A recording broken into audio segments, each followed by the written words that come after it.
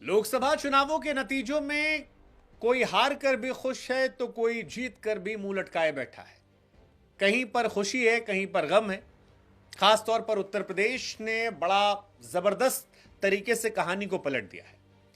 लेकिन उत्तर प्रदेश जिसने बीजेपी को डिसअपॉइंट किया है और सपा के चेहरे पर एक मुस्कुराहट बिखेरी है, उस यूपी की नगीना सीट से एक ऐसे व्यक्ति ने चुनाव जीता है जिसको लेकर चर्चाएं बड़ी ज्यादा है, और वो नाम है आजाद पार्टी के मुखिया चंद्रशेखर आजाद का।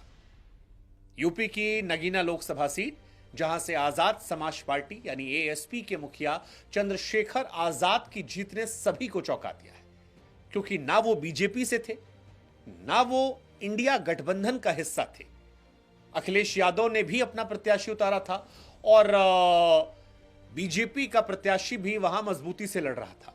लेकिन इसके बावजूद चंद्रशेखर आजाद ने अपनी पार्टी की तरफ से यहां पर खाता खोला और एक संकेत दे दिया कि आगे आने वाले समय में जब बीएसपी का अस्त हो रहा है, तब वो मायावती के रिप्लेसमेंट के तौर पर एक दलित नेता के तौर पर राइज देखने वाले हैं। चंद्रशेखर आजाद की जीत ने सभी को चौंकाया। 1,51,473 वोट से वो जीते हैं और 5,12,552 वोट मिले थे। दूसरे नंबर पर ओम कुमार थे, जिन्हें 3,61,000 वोट मिले थे, और 3 नंबर पर सपा के प्रत्याशी थे मनोज कुमार, जिन्हें 1,02,374 वोट मिले थे। अब चंद्रशेखर आजाद ने 15 मार्च 2020 को आजाद समाज पार्टी का गठन किया था। आसपा पहली बार लोकसभा चुनाव लड़ रही थी और आसपा सिर्फ एक सीट, नगीना सीट पर चुनाव लड़ रही थी। इस सीट से खुद चंद्रशेखर जो है वो मैदान में थे और यह माना जा रहा था कि अगर ये जीत हो जाती है तो ये जीत उनके लिए बहुत ज्यादा महत्वपूर्ण होगी। हालांकि नगीना सीट का इतिहास है कि वो अपने सांसदों को दोहराती नहीं है। अगर आप एक बार चुन लिए गए तो अगली बार वो आपको थैंक यू कर देती है। लेकिन चंद्रशेखर एक तरीके से इंडिपेंडेंट ही थे, और ऐसे में एक ऐसा व्यक्ति जो आंदोलन से निकल कर आया था, जो लगातार समाज को लेकर लड़ाई लड़ रहा था, उस व्यक्ति को जब गठबंधन का भी सपोर्ट नहीं मिला तो फिर यह सवाल था कि क्या वो वाकई में जीत पाएंगे।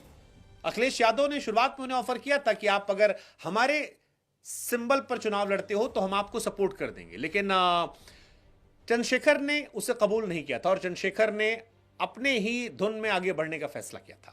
आसपा का उन्होंने गठन किया था और आसपा से ही उन्होंने चुनाव लड़ा और अब उनकी जीत हो गई है। चंद्रशेखर, अगर आप नहीं जानते तो आपको बता दें कि हेमवती नंदन बहुगुणा गढ़वाल विश्वविद्यालय में एलएलबी और लखनऊ विश्वविद्यालय से बीए की पढ़ाई की है। अंबेडकरवादी सोच के हैं, भीम आर्मी के सह संस्थापक हैं और उसके राष्ट्रीय अध्यक्ष हैं।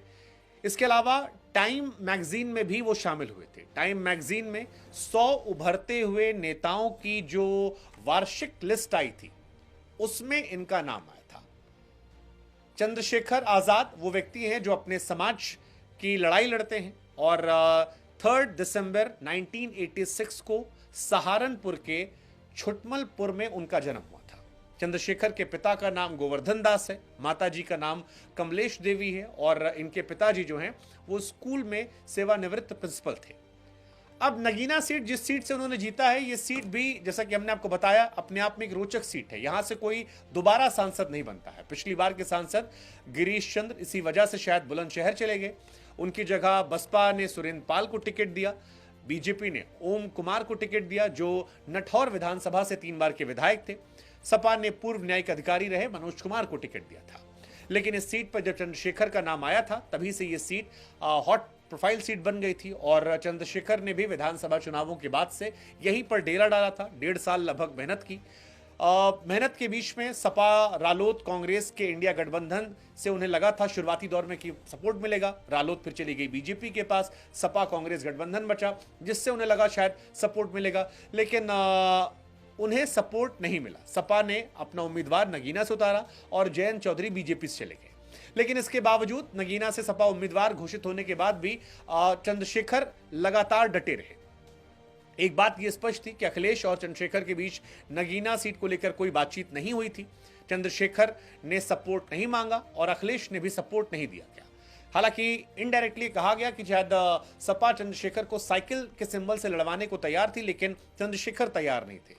चंद्रशेखर की सहारनपुर, बिजनौर, नगीना इसी जिले में आता है। मेरठ जैसे दलित बाहुल जिलों में तगड़ी पैठ मानी आती है, दलितों में भी, मुसलमानों में भी, और इसी वजह से शायद इन्हें बड़ी मात्रा में सपोर्ट मिला और अब ये सांसद हो गए हैं। एक बड़ा वर्ग है दलितों का, पिछड़ों का, जो इनको लेकर ये कह रहा है कि अब उनके हक की बात की जाएगी।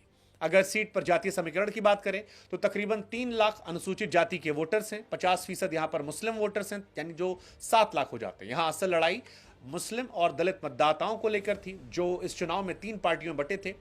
बीजेपी के उम्मीदवार ओम कुमार ने चुनाव के दौरान कहा था कि हिंदू मुस्लिम की बात नहीं चलने वाली। एएसपी के चंद्रशेखर का कहना था कि बहुजनों को सुरक्षा दिलाने के लड़े हैं, और अब वो यहां पर जीत गए हैं।